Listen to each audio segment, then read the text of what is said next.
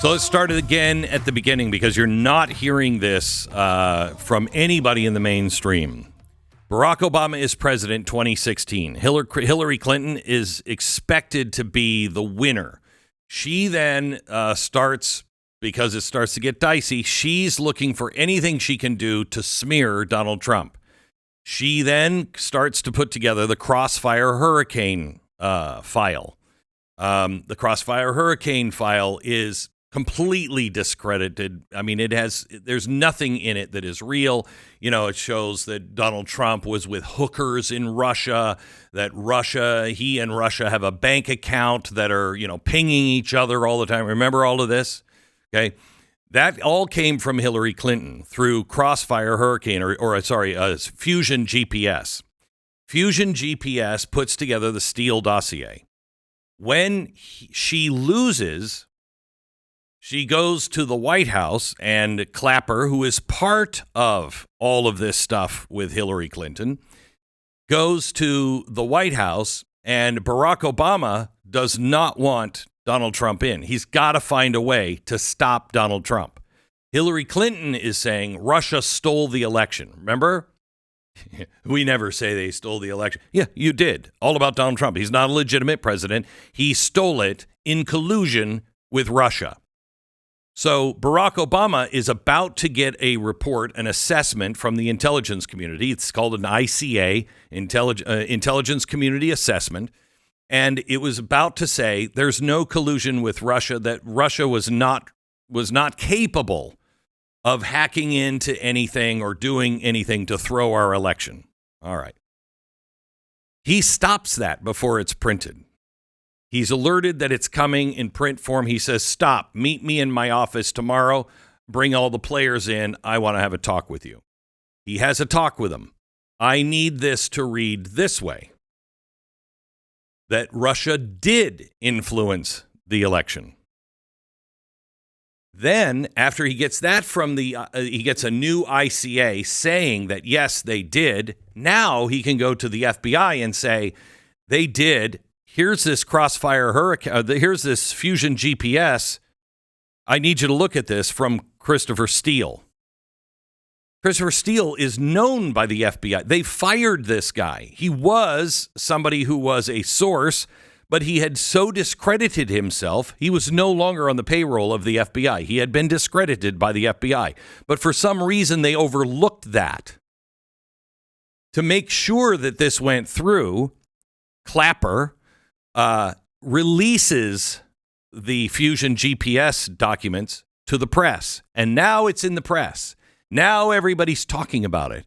Now we have to do an investigation on this. As he orders the FBI I want you to look into this. I just want you to look into this Fusion GPS thing, Christopher Steele dossier. That's when not Condoleezza, but Susan Rice writes on her last day, he didn't tell the FBI what to do. He was just making a suggestion that they just do what they should do and they would normally always do. Okay. All right. So there's the seed of all of this conspiracy. When Trump wins, panic sets in. So they've got to do something. All right.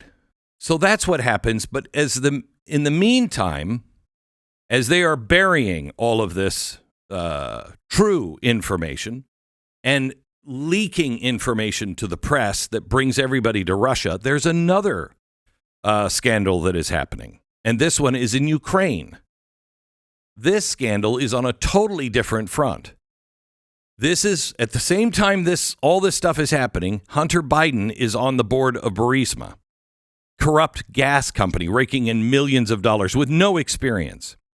And the Ukrainian prosecutor is investigating that company. And Joe Biden comes back and he brags about getting him fired by threatening to withhold $1 billion U.S. aid package. Hillary Clinton's people are there. Soros is there. All the usual suspects are there. This is a State Department operation over in Ukraine. This is USAID. All of this stuff is happening over in Ukraine. Soon as Donald Trump calls to talk to the new Ukrainian president, and the Ukrainian president says, hey, we have some real problems with Russia, he says, fine, I'll send that to you. But I would really like your help in looking into all the corruption that was going on. Corruption that was perpetrated by whom? The same exact players that were in President Obama's office with all of this. They panic. We really have to stop Donald Trump. So they make up a story that he had said, I'm going to hold back your aid unless you produce this evidence. Pretty much, remember, they always do what they say we're doing. Pretty much exactly what Obama and his group had done in 2016. They're now accusing Trump of doing in Ukraine. You follow? Does this make sense? He's asking them, can you tell me what happened? And he's now impeached over that. Now let that sink in. The same people who manufactured a Russia hoax now impeach a sitting president for trying to expose the people who were involved in that corruption. It's projection, it's insurance, and it's a cover-up that has to keep covering.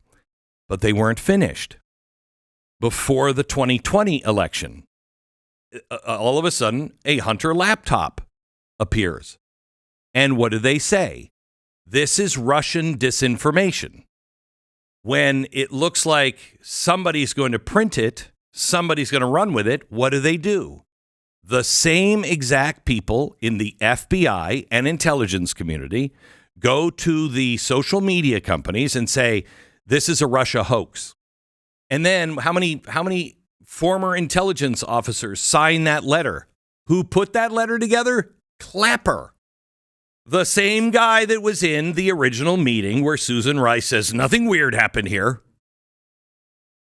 And Clapper puts that together and says this is all a hoax. So now they're covering again. All the emails, all the contracts, all the corruption, same cast of intelligence officials sign that public letter. This is all Russian disinformation. Another lie, another operation. And again, the press continues to listen to these people like Clapper, who is now, I think, on a payroll of one of these companies, as a press commentator. Then what happens? Then you have President Biden winning. He wins. But then what happens? You've got to take Trump out. So you have January 6th. And yes, it was chaotic. Yes, people acted shamefully. Some of these were real anarchists. I don't know what their political belief was, but some of them were anarchists. But there's some questions about January 6th. Where is the pipe bomb? Where is the pipe bomber? There were 2 pipe bombs. One of them almost killed the vice president. Why was she moved from the Capitol to the DNC headquarters where the pipe bomb was? Why did that happen? How did all of a sudden every single record from the Secret Service just disappear? All their phone records, all the records on why she was moved, all of that just gone, just disappeared. It happens, Why couldn't we there was no camera on the pipe bomb, and who placed that pipe bomb? Why? The camera was aimed at the same place for at least 6 months, and then right before this happens, it's moved in another direction. Right after they find the pipe bomb, it's moved back into that direction. Why? Why did they never look for the scaffold man, the guy who was up on the scaffolding directing the crowd what to do? We don't even know who that was. We don't know his name. How about Ray Epps?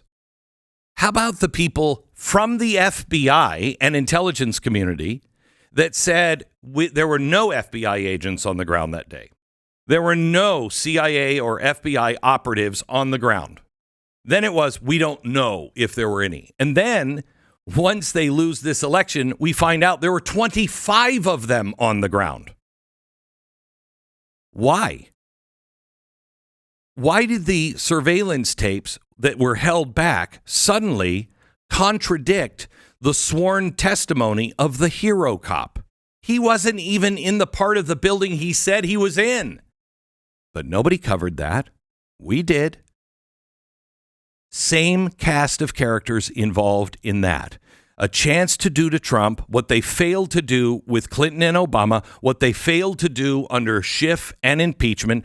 Now they're trying to get him with January 6th, but that doesn't hold. So now what do? Now the same group of people, the same judges in many cases, they decide they're going to prosecute Donald Trump. And they're going to try to get him thrown into jail, find him guilty of a crime, any crime, to protect democracy. It's going to stop Hitler. But listen to what these people have done. They lied to a FISA court. They doctored evidence and then testified at a FISA court, which violates your rights as an American citizen. They then falsified intelligence. They spied on a campaign illegally. They framed a sitting president. Not once, not twice, counting still 3 times. They silenced the entire laptop story. They controlled the press. They opened our borders while lying about the effects and the causes. Remember, she was going on to a fact-finding mission to find out what was causing all these people. They knew what was causing them. It was their own NGOs that they were paying through government funds to bring all those people in. They never told you that. In fact, they lied about it. They told us, putting people up in hotels, that's ridiculous. That's exactly what they did. Then they lied about their involvement in bringing them across the borders. They lied about the Medicare going to the illegals that we're just finding out now. The same people who told you MS-13 gangs and gangs from Venezuela were not happening or they were not dangerous. They were racist tropes. The same people that let terrorists and terror cells into our country and then sent the exact same people back to the press to tell us that our borders were secure. And then finally lied about the president's mental fitness. They used the auto pin to pardon all or some of those involved in all of this. Then when Biden was found and seen to be incompetent, he wasn't removed from office. He was just removed from election. No one asked any questions. The same people, Clapper, Rice, Brennan, Obama. And then Obama and the Klan decided to run Kamala Harris. They decided that, not the people. They decided to run him. To run her. And again, no questions were asked. The press even went from she's the absolute worst to 2 days later, she is the savior of our republic. And now these same people are claiming their Fifth Amendment rights when asked a simple question. When did you know? Did you know the president was incompetent? That's what this is about. This is about the biggest conspiracy. This is about the deep state. If you think the Epstein thing was big, you're never going to get the Epstein. You'll never get the truth of the Epstein until this is stopped. This is the entire narrative of the last 10 years and a cabal of maybe 10 to 20 people that have orchestrated all of it. That's why it's on page A15 and not even found on the Washington Post today. This is massive.